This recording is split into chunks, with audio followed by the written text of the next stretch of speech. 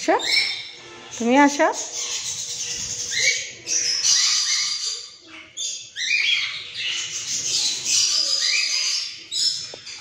কই বুড়ি কই?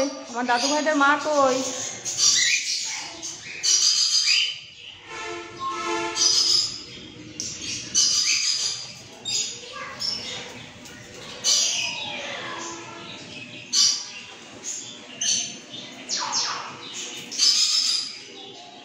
আজকে স্প্রাউট খেতে দিয়েছি। যেদিন প্রথম দিয়েছিলাম সেদিনও স্প্রাউট দিয়েছিলাম, বাট সেদিন খায়নি।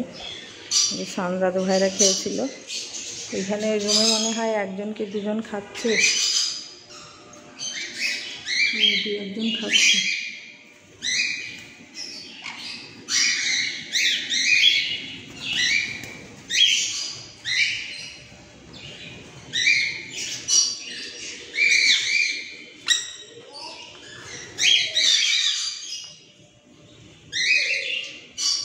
দেখো বুড়ি খাচ্ছে, তুমিও খাবা?